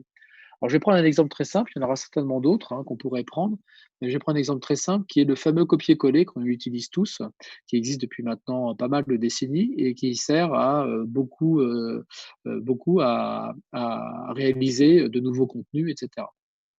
Donc, le copier-coller, c'est une opération qui est toute très originale dans la mesure où, pour la première fois dans notre histoire de l'écriture, on peut recopier et mobiliser un contenu sans l'écrire ni le lire. Hein, si vous prenez un copiste du Moyen Âge, certes, il pouvait lire de manière machinale, etc., mais il devait le réécrire. Lorsque on prend pas si loin que ça, les doctorants des années 50, lorsqu'ils voulaient écrire leur thèse, eh bien, ils prenaient leurs fiches de lecture, leurs notes, etc., et ils étaient devant le papier blanc et il fallait bien commencer à rédiger. Et lorsqu'on voulait réutiliser ces notes, eh bien, il fallait les lire et les réécrire. Aujourd'hui, on peut précisément, au numérique, faire un simple glisser-déposer pour pouvoir réutiliser les contenus, les éléments contenus qu'on a à sa disposition. Donc, c'est un autre rapport au contenu qui se met en place. Alors, ça s'est manifesté de manière première par la notion de plagiat, hein, qui a beaucoup défrayé la chronique, mais en fait, c'est pas forcément ça le plus important. Hein, simplement, ça malmène certains principes du droit d'auteur, etc. Mais ce qui est plus intéressant dans cette notion de plagiat, c'est que derrière, on a un rapport au texte qui devient un rapport au fragment que l'on peut mobiliser, et au fragment qu'on peut réutiliser sans forcément l'assumer ni le lire, c'est-à-dire le fragment qui vient en quelque sorte d'une boîte noire, c'est-à-dire que le texte vient un Lego de segments arbitraires que l'on peut réutiliser pour pouvoir après le reproduire dans de nouveaux contenus. Donc, on voit cette logique textuelle qui devient une logique un peu de Lego, de composition, de manipulation. C'est-à-dire que là, on a également une grammatisation du texte qui se fait par sa segmentation et sa reprise en termes de copier-coller ou glisser-déposer. Et donc, ça a certaines conséquences dans beaucoup de sphères, hein. Donc là, j'ai pris l'exemple du texte, mais c'est pas le seul. Un exemple qui est très intéressant, c'est celui du code informatique, puisqu'aujourd'hui, on programme plus du tout comme il y a ça une quarantaine d'années, trentaine d'années. Bah, tout à l'heure, je disais que j'avais fait une thèse en informatique. Bah, à l'époque, si j'ose dire, jadis, eh bien, quand on faisait une thèse en informatique, on écrivait ces 20-30 000 lignes de code informatique sans réutiliser du code existant parce que la notion de librairie de programmation, etc., n'était pas encore installée en tant que telle. Et donc, un code était par définition toujours original. Aujourd'hui, on n'a plus le besoin, nécessité de réaliser un gros logiciel from scratch. On peut le reprendre à travers des librairies de programmes qui existent et donc en adaptant, reprenant, recopiant des blocs qu'on n'a pas forcément besoin de comprendre en tant que tel. On n'a pas besoin d'affiner le contenu algorithmique en son sein. Ça devient un bloc dont on va simplement gérer les entrées-sorties et adapter à la marge. Pour ceux qui ont l'habitude d'utiliser la tech, par exemple, le processeur de texte, eh bien, on fait ça tout le temps. On a un besoin, on va chercher le module qu'il y a toujours quelqu'un qui l'a créé avant vous, et donc vous allez simplement le modifier empiriquement à vos besoins, pas forcément en comprenant exactement comment il fonctionne, mais simplement en le modifiant à la marge pour qu'il corresponde bien à vos besoins. Et donc là, c'est vraiment un effet copier-décoller, c'est-à-dire que vous copier-coller, vous pouvez réutiliser un contenu sans le comprendre, sans le maîtriser, mais en le comprenant suffisamment pour pouvoir l'adapter à vos besoins. Donc c'est tout un autre rapport au contenu qui évidemment a un intérêt énorme, c'est-à-dire qu'on peut bénéficier de contenus qu'on n'a pas programmé soi-même, qu'on n'a pas à réassumer soi-même complètement, et donc d'avoir un effet de complexification qui est accru, et en même temps avec la difficulté de devoir répondre de blocs de programmes qu'on n'a pas programmés soi-même et de pouvoir s'assurer de leur bon fonctionnement. Donc, tous les problèmes qu'il y a en termes de certification, justification, preuve de programme, etc. Et puis, l'autre élément qui est apparu plus récemment, c'est l'initiative des makers, hein, où vous voyez qu'il y a un glisser-déposer, copier-coller. Ça sert pas uniquement pour reprendre des contenus textuels, des contenus de programmation, mais ça sert également à programmer la matière, puisque des instructions de façonnage qu'on récupère sur le net, on peut les utiliser sur un imprimante 3D pour pouvoir construire des éléments à travers de conceptions qu'on n'a pas fait soi-même, mais qu'on a repris. C'est-à-dire que la matérialité des informations qu'on récupère deviennent des inputs, hein, des entrées pour des machines matérielles qui produisent de la matière, qui produisent un façonnage de la matière. Donc c'est une propriété évidemment tout à fait importante, hein, qui permet d'élargir considérablement le rapport au contenu, mais avec un effet que j'appelle robotisation de l'intelligence, dans la mesure où, dès lors qu'on peut copier sans lire ni comprendre, ça veut dire qu'on peut déléguer en quelque sorte à la machine la manipulation symbolique, puisque comme nous, elle manipule et lit et recopie sans lire ni comprendre. Et donc, dès lors qu'on va élargir la robotisation de l'intelligence, eh bien, on potentialise la substitution de l'humain par la machine, puisque si l'humain commence à se comporter comme une machine, eh bien, évidemment, dès lors, il devient remplaçable par la machine. Également, c'est une robotisation de l'intelligence qui correspond aussi à une industrialisation des contenus. Et ça, on le voit assez bien. Non, ça, je vais passer. Je reviendrai tout à l'heure éventuellement. Ah oui, non, si vous voulez. Ah bah, tiens, oui, oui, non, moi je me suis planté. Je pensais, vous dire autre chose là, donc je vais continuer là-dessus. On va, avoir cette industrialisation des contenus où, en déléguant, à la machine la capacité de copier-coller et cetera, on va avoir, une distribution des compétences humaines par rapport aux tâches qui vont être assumées par, ces machineries symboliques, qui sont désormais, opérées par nos algorithmes et nos outils. Et donc, un exemple simple sur l'informatique, par exemple, hein, on voit que dans l'industrie informatique, il y a une espèce de prolétarisation des ingénieurs informaticiens qui deviennent pour beaucoup des ingénieurs clic-bouton avec des grands open space de plusieurs milliers d'ingénieurs qui vont programmer. Je prends une société française de dimension internationale comme Thales, ils parlent de leurs ingénieurs comme Renault ou General Motors parlait de ses ouvriers dans les années 20. Donc, on a une espèce de prolétarisation au sens industriel du terme, hein, économique du terme, c'est-à-dire qu'ils sont déqualifiés pour pouvoir avoir des prestations standardisées et interchangeables. Et puis par ailleurs, on va avoir pour une petite proportion d'entre eux une surqualification. Ils vont devenir les penseurs de la robotisation d'intelligence, c'est-à-dire des algorithmes qui vont permettre d'effectuer les tâches de manipulation qu'on va confier à la machine. Donc on retrouve un peu le paradoxe où par exemple, les meilleurs salaires sont à la fois, et les plus mauvais salaires sont à la fois chez Facebook et chez Apple ou chez Amazon, où on se retrouve avec des tâches ancillaires prolétarisant l'humain et avec des surqualifications pour concevoir la, la, la, la, la, la robotisation et l'élaboration de ces outils. Donc, cette numérisation et ce codage va engendrer aussi de nouveaux rapports à l'humain. Donc, au niveau politique, vous avez les travaux, par exemple, d'Antoinette Rouvroy ou de Thomas Berns, qui insistent beaucoup sur la gouvernementalité algorithmique, hein, le fait que la hiérarchie des normes est inversée, hein, où c'est les algorithmes qui décident plus que le débat parlementaire ou législatif. Le calcul, dans son codage arbitraire, prend la main sur nos décisions, en quelque sorte. Alors, ça se retrouve l'épidémiologie contemporaine, on voit bien que le Covid fait confiance aux résultats des algorithmes sans forcément exercer le jugement expert d'interprétation. Vous allez avoir le nominalisme des cultural analytics, hein, où on va avoir l'interprétation des interprétations, l'interprétation des faits culturels qui se fait à travers des logiques de collecte de données, analyse statistique et résultats. Et puis, enfin, un horizon fantasmatique sur la nature humaine à travers le transhumanisme où le savoir devient simplement une déclinaison du code et du calcul.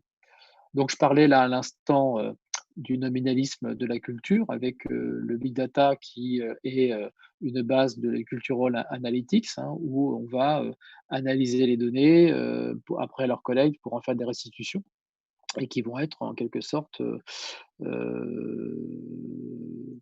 coupés, hein, dans leur interprétation de traitement qui a été fait du fait de sa complexité et la massification des données qu'on mobilise, un peu comme je l'évoquais tout à l'heure lorsque je parlais du storytelling de ces traitements. Alors en conclusion, puisque le temps avance, le numérique à partir de tout ce qu'on a évoqué, non seulement, pose des problèmes, épistémologiques, mais pose également des problèmes de notre rapport à la connaissance, au savoir, c'est-à-dire des problèmes de culture, en quelque sorte. Et donc on peut le voir à travers quelques points de repère. Par exemple, les figures du savoir traditionnelles, hein, Mary Carruthers, dans son beau livre sur, le livre de la mémoire, elle se pose la question de pourquoi, saint Thomas est un génie pour ses contemporains. C'est parce qu'il a une mémoire efficace et structurée, il est capable de se rappeler tous les passages de la Bible parlant de tel et tel sujet, etc. Plus tard, l'image d'Épinal du génie, c'est Einstein. Elle le souligne en disant que la compétence du génie, c'est plus la mémoire, puisque les livres sont là, c'est l'imagination. Et puis, aujourd'hui, on a plutôt une figure du savoir qui serait le calcul, l'encyclopédie numérique, où ce qui compte, c'est de pouvoir accéder à l'information dans un temps et avec des traitements massifs qui permettent de se substituer à la réflexion et à l'interrogation humaine. Et donc avec une vision du savoir en tant que tel qui serait de l'humain augmenté, c'est-à-dire augmenté par les connaissances rendues calculatoires et stockées comme calcul. Donc comme je le disais tout à l'heure, on va avoir ces clivages sociaux qui vont se mettre en place avec un rapport au travail, un rapport à la connaissance et aux technologies intellectuelles qui sera modifié avec la prolétarisation des ingénieurs, la surqualification de certains, etc. Donc, il va modifier considérablement notre culture de manière générale et donc la question de pouvoir construire une culture numérique. Donc justement, en interrogation finale, l'idée c'est de se dire dans quelle mesure on peut puiser dans la tradition humaniste des ressources pour penser ces mutations. Tout à l'heure, j'évoquais qu'on peut avoir des ressources épistémologiques dans la tradition des humanités. Est-ce qu'on peut avoir semblables ressources dans les questions plus culturelles que je viens d'évoquer? Par exemple, quid de la figure du lettré? Quid d'une république du savoir? Et quid d'un rapport au savoir, c'est-à-dire le temps du savoir, le temps d'élaboration, de sa consultation, de son assimilation, de sa transmission dans le contexte numérique. Je dois dire que nous sommes sans doute plusieurs enseignants ici. Le contexte de confinement et d'usage du numérique dans nos prestations pédagogiques fait que le rapport au temps prend une saveur et une importance tout à fait particulière ces derniers mois. Alors pour terminer, j'aime bien faire ce petit parallèle entre le questionnaire que Kant se donnait fin 18e et puis nous aujourd'hui avec le numérique, puisque vous vous souvenez sans doute, dans la logique, par exemple, ce questionnaire, il apparaît à plusieurs endroits, mais par exemple, dans son introduction à la logique, il a la question de savoir que puis-je savoir, que dois-je faire, que m'est-il permis d'espérer, qu'est-ce que l'homme? Et donc, évidemment, dans l'horizon dans lequel il est, lorsqu'il pose ces questions, la réponse du savoir, c'est la science newtonienne de son époque. Que dois-je faire? C'est les maximes de la morale. La, la, la, L'horizon d'espérance, c'est donné par la doctrine de la religion et notamment le statut qu'il lui donne. Et puis enfin, la nature de l'homme, qui est à la fois le système de fin éthique que donne Kant et en même temps la mesure de l'humain effectuée par cette science newtonienne qui établit l'humain comme phénomène et donc soumis à l'ensemble des lois que l'on peut. Aujourd'hui, la question, c'est de se dire, avec le codage du numérique, c'est-à-dire ce codage arbitraire qui change notre rapport au réel, qui change nos pratiques, qui change les différents éléments de notre société, eh bien, que devient ce questionnaire? Et donc, que puis-je savoir? Et donc, justement, la science s'est construite traditionnellement sur la notion de mesure. Là, on nous dit qu'il y a une notion de données qui apparaît et de fait, on collecte des données, on les exploite.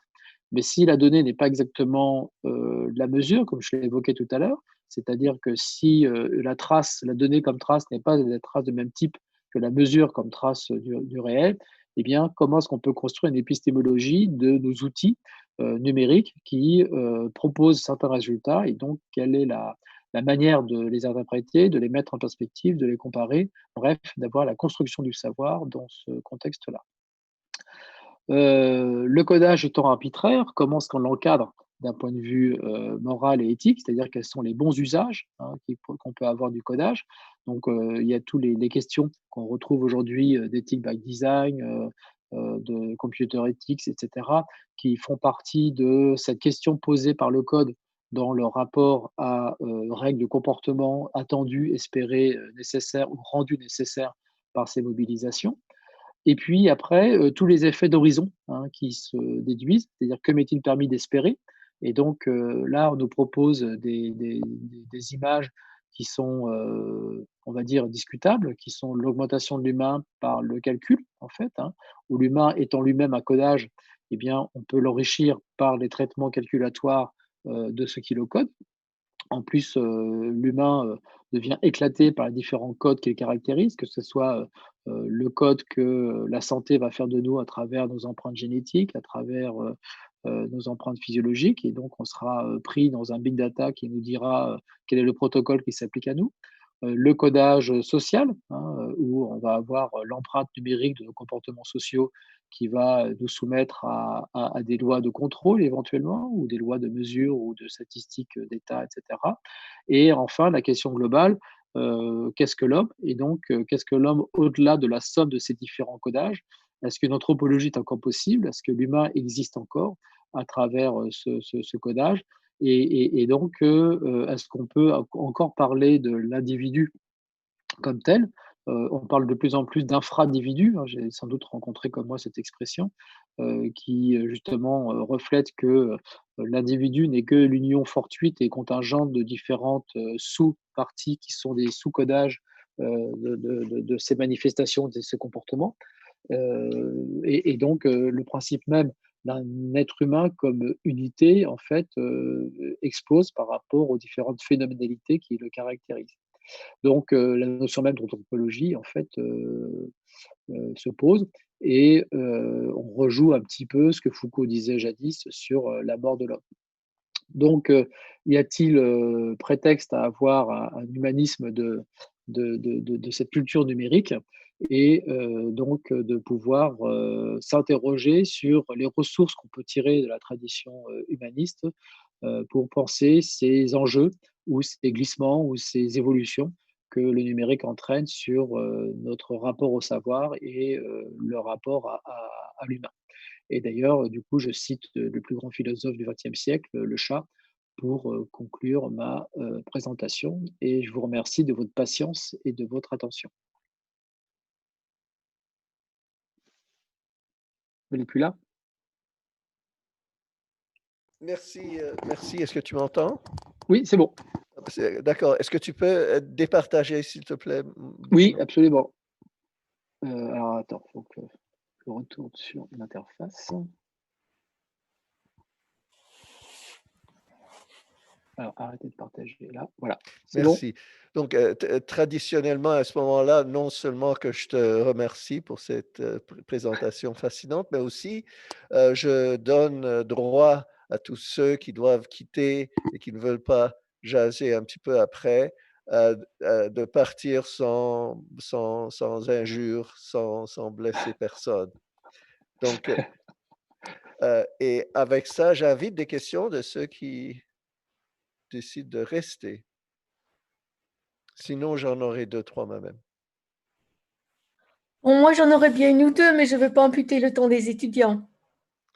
Non, vas-y, Jacqueline. Les Oui, étudiants, parce que vous c'est savez, pas la leur première première question fois. est toujours difficile. Ah, bien. Alors, j'espère qu'elle va l'être. Donc, je suis une professeure retraitée du DIC, doctorat d'informatique. Et j'ai vraiment adoré votre présentation. Alors, ma question porte sur les ontologies. La Ah oui. première, hein, j'en ai peut-être deux. Donc, ma question porte sur les ontologies. Donc, on vous connaît bien pour vos travaux sur l'ingénierie des connaissances et l'ingénierie ontologique.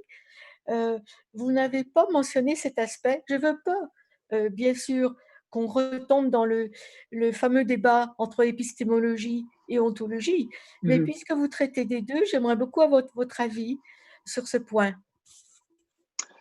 Alors, pour moi, les ontologies telles qu'on les utilise en ingénierie des connaissances, c'est plus un objet technique qu'un objet philosophique en tant que tel. Et donc, pour moi, c'est la question de l'interopérabilité des systèmes d'information tels que c'est utilisé aujourd'hui. Donc, l'ontologie, d'un point de vue informatique, c'est traité donc techniquement, comme on le voit dans le web sémantique. Après, la question que ça pose, c'est un petit peu sans doute l'objet de votre question, c'est comment doivent être les données pour qu'elles puissent être enrôlées et représentées et formatées via une ontologie. Et donc, c'est toute la question que l'on a sur le formatage des connaissances, en fait, hein. Et c'est ça qui est plus ou moins problématique selon les domaines, c'est-à-dire qu'il faut être capable de formater l'information et la connaissance pour la faire rentrer en quelque sorte dans des systèmes d'ingénierie ontologique et de permettre, par exemple, la communication entre les différents lacs de données et les différents outils de médiation sémantique. Et donc, l'enjeu ou la tension que moi je vois en ce moment, c'est justement quelle variabilité interprétative on peut laisser sur la donnée par rapport à la normalisation qu'on va en quelque sorte forcer par l'ontologie associée. Et derrière l'ontologie, après, bah, vous savez comme moi qu'il y a pas mal d'impensées ou de pensées métaphysiques différentes. Si vous prenez Barry Smith, par exemple, qui est un réaliste invétéré, si j'ose dire, sur la question, il a une idée de l'ontologie comme théorie du réel, alors que moi, de ce côté-là, j'ai une vision qui est plus nominaliste, hein, au sens où, pour moi, l'ontologie représente un point de vue sur le réel, mais sans préjuger la véracité de ce point de vue. Et donc, l'idée, c'est de rendre possible la cohabitation de ces différents points de vue. Et l'interopérabilité, c'est plus un problème de traduction, hein, de ces points de vue que de savoir qui a tort ou qui a raison. C'est-à-dire que j'essaye de sortir la question de l'ontologie informatique de la question de l'épistémologie d'un côté, c'est-à-dire savoir si elle est bonne ou mauvaise, et puis surtout de la vérité, c'est-à-dire du côté métaphysique. Pour moi, l'ontologie, c'est un outil épistémologique, si vous voulez, on peut dire, dire un peu à l'envers ce que je viens de dire, c'est un outil épistémologique, mais pas un outil métaphysique. Donc ça permet de représenter un point de vue, ça permet de présenter une théorie, ça permet de la rendre objectivée et objectivable. Par contre, c'est pas dans l'ontologie qu'on va discuter de sa véracité et de sa réalité au réel. À la limite, je laisse ça aux spécialistes du domaine. Enfin, moi, j'ai fait des ontologies en médecine. Quand je travaillais avec des médecins, je représentais son point de vue et je m'efforçais surtout à ce que son point de vue soit discutable par d'autres médecins. C'était ça pour moi l'enjeu. Et donc de créer la possibilité du dissensus. Mais par contre, contrairement à Barry Smith, je ne cherche pas à définir le point de vue qui doit éradiquer tous les autres et donc d'une certaine manière termine la discussion. Hein, l'ontologie, pour moi, c'est un outil heuristique, si vous voulez, dans ce contexte-là, c'est pas un outil métaphysique. Et par Merci. rapport à... Oui, voilà. Mais oui, je fais trop long. Je veux juste voir si Jacqueline a une deuxième question. Oui, mais comme j'ai dit, je veux quand même laisser la place aux étudiants, c'est leur lieu. D'accord, d'accord, on attend pour les étudiants. Est-ce que vous avez des questions ou les autres? Ce n'est pas forcément les étudiants. Sinon, Jacqueline, tu peux poser ta deuxième question et moi, je vais faire quelques petites observations à la fin aussi. Vas-y. En fait, Ah, c'est qui? si possible, Ah, si oh. possible, j'aurais aimé poser une question. Je pense qu'Elisabeth en avait une aussi. La question, c'était, vous semblez traduire des ontologies à partir de différents médiums qui ne sont pas nécessairement connectés, donc images, textes, etc. Est-ce que vous travaillez à partir de graphes qui mêlent entre elles des potentielles parties des ontologies et qui permettent de faire des liens entre, par exemple, le cluster images, texte, son, etc., qui serait relié à un autre cluster qui n'aurait pas nécessairement d'image et qui aurait donc pas été instantanément connecté parce que les ontologies ne se mélangent pas de cette façon nécessairement, mais parce que c'est sur des graphes, la question du texte peut maintenant être accrochée au cluster qui a l'image. Oui, en fait, dans votre question, pour moi, je distinguerais deux niveaux. Il y a le niveau des corpus et il y a le niveau des concepts qu'on extrait et qu'on va mettre en graphe. Et l'intérêt de l'abstraction ontologique, c'est que précisément, on abstrait des concepts qui peuvent être reliés avec des concepts issus d'autres corpus. Après, tout l'enjeu, c'est un enjeu herméneutique, c'est-à-dire de comprendre en quoi les concepts extraits de tel corpus sont commensurables aux concepts issus de tel autre corpus. Donc, on se retrouve à la question de la constitution des corpus, donc la cohérence et la cohésion d'un corpus d'images ou un corpus de texte, etc. Et donc, qui sont liés aux conditions sociotechniques de sa collecte et de sa constitution. Et puis, par ailleurs, vous allez devoir définir les modalités d'abstraction de vos concepts que là, vous allez mettre en graphe, en quelque sorte. Si vous faites des ontologies, vous faites des graphes de concepts et les rendre communicables les uns par rapport aux autres et en construisant cette référence plus ou moins partagée qu'il y a entre ces différents graphes. Et donc, par exemple, pour la méthodologie ontologique que j'avais proposée, c'est de pouvoir définir comment on peut intégrer un concept dans une ontologie existante en répondant à des questions de différence, enfin, de principes différentiels, hein, des différents concepts ontologiques entre eux. Mais moi, je travaille moins sur les graphes de documents, si vous voulez. Pour moi, c'est un outil qui peut servir à travailler le corpus, mais je ne situe pas le travail ontologique à ce niveau-là. Pour moi, c'est plutôt une ingénierie de corpus qui permet de construire des concepts dont l'ingénierie ontologique va essayer de travailler l'interopérabilité. Je ne sais pas si ça répond à votre question. Non? Ouais, super. OK. Maintenant, dernière question à Jacqueline et je conseille une réponse plutôt courte parce que d'abord, je suis sûr que vous êtes épuisé et les autres ont probablement faim. On est juste avant l'heure du dîner. Allez. Vas-y, Jacqueline. D'accord. Alors, dans votre exposé, vous avez beaucoup parlé de la dimension individuelle, l'homme, l'être humain, etc. Oui, Vous oui. n'avez pas beaucoup parlé de la dimension sociétale. Et puis, vous avez donné différentes définitions de ce qu'est le savoir. Le savoir est ceci, le savoir est cela, selon les époques, les paradigmes, etc. Mais on a aussi le savoir, c'est le pouvoir. Hein. En allemand, Wissensmacht, c'est une légende. Donc, le savoir, c'est le pouvoir social. Donc, quels sont les éclairages qu'on aurait sur le savoir comme pouvoir social aujourd'hui avec les nouveaux paradigmes? Je m'excuse si la question n'est pas claire. J'en comprends quelque chose, donc vous allez me dire si je peux tromper ou pas. Alors effectivement, votre question du savoir comme pouvoir, parce que c'est bien ça la question que vous posez, hein, c'est le savoir comme pouvoir. Je le verrais sur la question justement de la codification du numérique, c'est-à-dire le pouvoir de l'algorithme. Hein, ce que j'évoquais dans ma dernière partie sur la culture du numérique, avec la gouvernementalité algorithmique, etc. Où là, on voit clairement qu'il y a un déplacement de la hiérarchie des normes. C'est-à-dire ce que je vois au quotidien, en fait, c'est que les outils ont plus de pouvoir que les règles qui sont délibérées et discutées. Et donc, c'est en ça qu'il y a une vigilance à avoir, où typiquement, des règles qui sont débattues dans les assemblées qui sont prévues pour cela, selon une culture occidentale, par exemple, du droit, de la République, etc. Eh bien, selon la traduction sera faite en termes de règles calculatoires et algorithmiques dans les outils, et à l'usage, c'est elles qui vont primer sur l'interprétation du droit. Et donc, c'est là où on a, à mon avis, un vrai danger dans notre culture actuelle algorithmique, Oui, où le déplacement du code délibéré vers le code programmé renverse en fait l'hiérarchie des normes.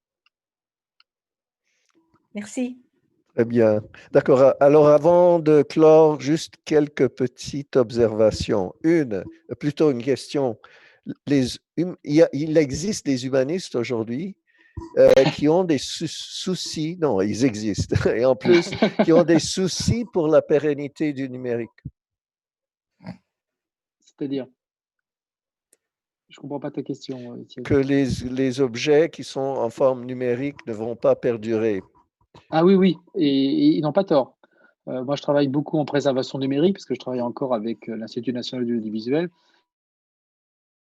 Le constat que je fais, c'est qu'on ne peut pas imaginer pire support pour la mémoire que le numérique, hein, parce qu'il est en variabilité constante, en fragilité physique, parce qu'on ne peut pas imaginer support de mémoire plus fragile que les supports de mémoire numérique. Un disque dur, ça dure 3 ans, 4 ans, etc. Une tablette d'argile, hein, ça dure 5000 ans. Donc, il y a une vraie difficulté, d'une part pour la pérennité de cette mémoire et d'autre part pour son accessibilité, hein, puisqu'elle est soumise à l'obsolescence technologique qui est quand même très rapide dans le contexte du numérique. Donc, par exemple, pour les gens qui travaillent sur le film, la préconisation, c'est de faire de la sauvegarde sur support film, même quand le film a été créé de manière numérique.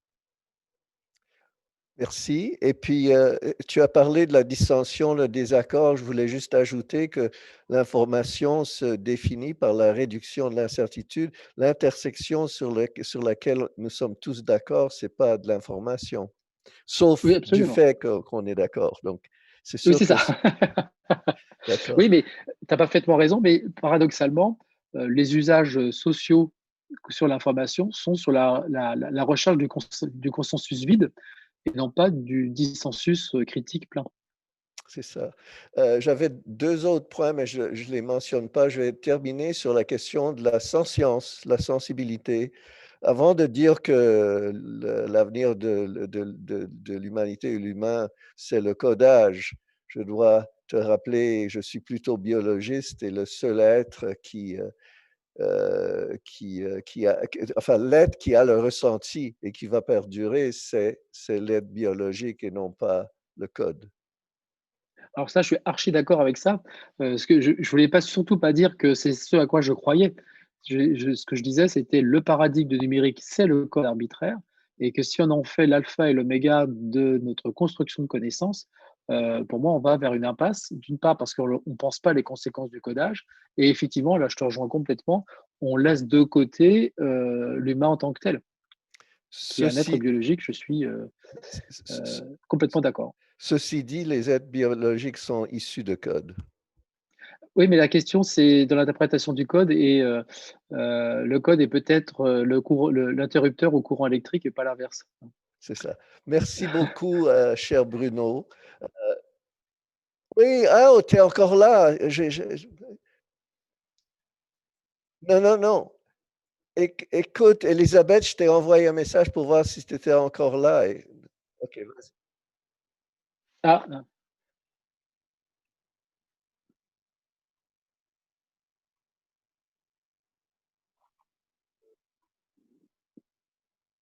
mhm.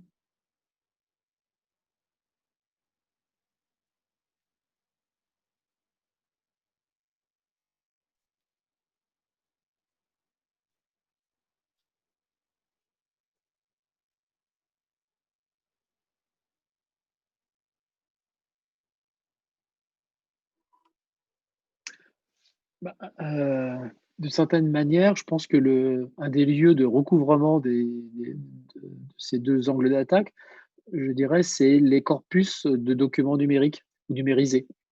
Lorsqu'on va vouloir travailler avec une approche d'humanité numérique au sens des outils numériques pour un agenda de recherche des humanités, eh bien, on va rencontrer les problèmes que j'évoque dès lors qu'on va travailler sur les objets numériques dont on interroge la numéricité, si j'ose dire, c'est-à-dire la constitution du corpus qu'on est en train de travailler. Et donc, à partir de cela, là, il y a clairement un enjeu. Alors, pour vous donner un exemple, j'ai discuté avec un politiste qui travaille sur la représentation de la sphère politique française et des opinions politiques. Et donc, il a travaillé avec Twitter, parce que Twitter, il se trouve que c'est la seule interface qui rend accessible au contenu de données sociaux. Et donc, le travail qu'il a fait, c'est précisément de reprendre la tradition des sciences politiques, de travailler la représentativité de son corpus en retrouvant les quotas de la société française dans ses corpus, et donc en faisant un gigantesque travail sur les 20 000 comptes tweets qu'il a triés, qualifiés, etc., pour faire une représentation de la société française via tweet, et non pas une représentation de tweet par tweet, hein, et Twitter. Et donc à partir de là, il a injecté un savoir-faire d'humanité classique, orienté sciences politiques, sur un objet dont il a thématisé la numéricité, la problématique numérique en tant que telle, c'est-à-dire le fait que le corpus qu'il avait constitué est un corpus particulier qu'il faut déconstruire d'un point de vue de sa genèse pour pouvoir lui poser les questions qui sont pertinentes du point de vue de son agenda de recherche. Et donc, pour répondre à votre question encore, je dirais que c'est la transformation de vos objets d'étude qui vont vous forcer à glisser vers les questions que j'évoque. Et merci beaucoup, cher Bruno, de la part de tout le monde, un remerciement chaleureux pour cette Merci de votre très, écoute. très, très inspirante présentation. Merci. Eh bien, bon appétit alors. Et Étienne, je peux te garder une minute? Oui, je laisse.